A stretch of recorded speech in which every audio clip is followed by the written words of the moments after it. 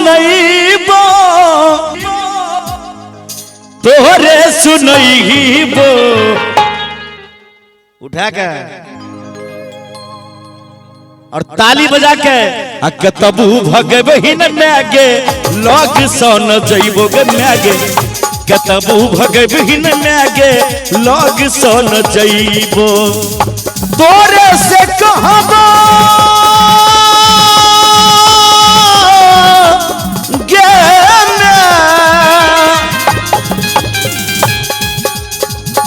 तोरे से कहबो सबटा तोरे सुनैबो तोरे सुनैबो कतबू भगबहिन मैगे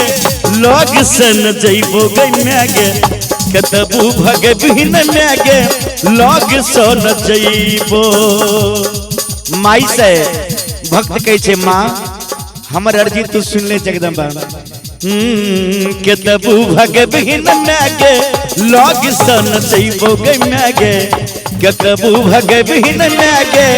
लग सन जइबो जिया जिया कतबू भगबहिन मैगे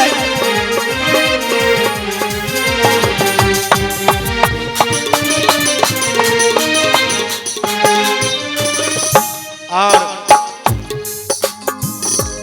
बड़ा सुंदर भाव छे पुत्र बेकल छौ मैया करे छौ कि लोल गे माई ममता के छाव तोहर बरयन मोल गे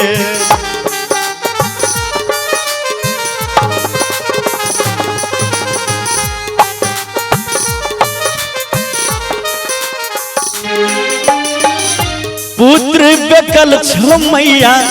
करे छौ कि लोल गे ममता के छाव तोहर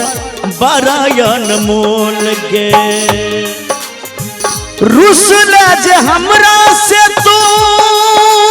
गे रुसबे जे हमरा से तू सब दिन मनैबो सब दिन मनैबो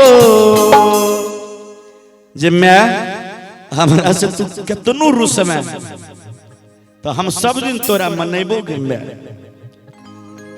रुसबे जे हमरा से तू सब दिन मनैबो आगे सब दिन मनैबो कतबू भगबहिन मैगे लग सन जइबो गे मैगे कतबू भगबहिन मैगे लग सन जइबो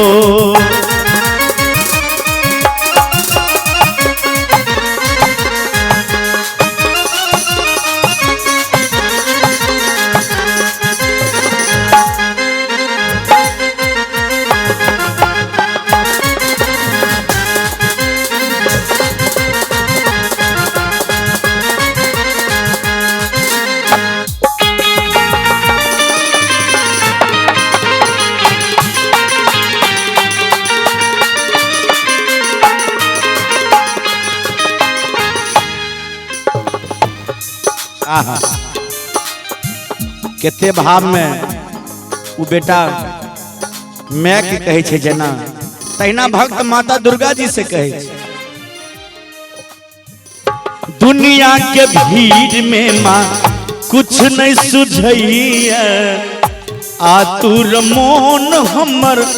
तोरे तकैया माँ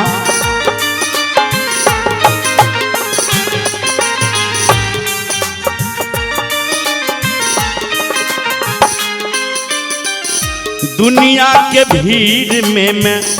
कुछ नहीं सुझैया आतुर मोन हमर तोरे तकैया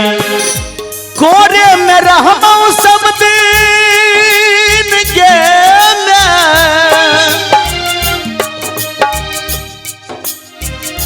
कोरे में रहबो सब दिन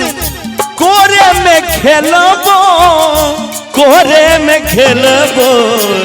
कतबू भगबहिन मैगे लग सन जइबो गे मैगे कतबू भगबहिन मैगे लोग सोन जेबो कतबू हमरा भगे भी तो लोग से नहीं जेबो।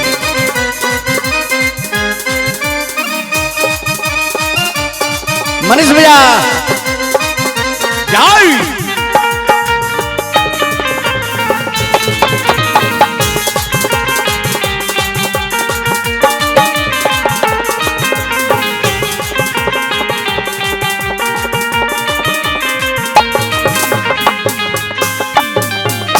शंभु फूल एगो तोरे चमन के माली तू ही छे मैया अहि उपवन के।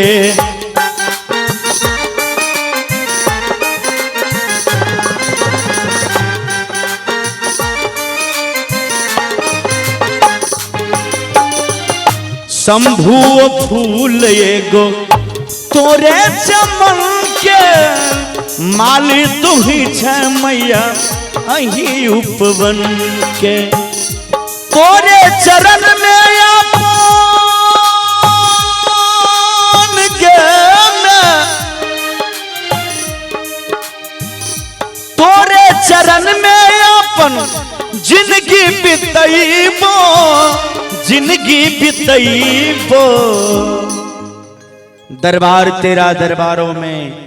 एक खास अहमियत रखता है। जो जैसा नियत लेके आता है वैसा ही पाता है। बोले सच्ची दरबार की जय। हक तबू भगबहीन मैगे लोग सोनो जैबो मैगे कतबू भगबहीन मैगे लोग सोन जैबो। तोरे से कहबो सबटा तोरे सुनैबो तोरे सुनैबो कतबू भगबहीन मैगे लोग सोन जैबो गे मैगे कतबू लोग सोन जैबो गे मैगे भगबहीन मैगे लोग सोन जैबो गे मैगे कतबू भगबहीन मैगे लोग सोन जैबो गे मैगे कतबू भगबहीन मैगे लोग सोन जैबो गे मैगे कतबू भगबहीन लोग सोन जैबो।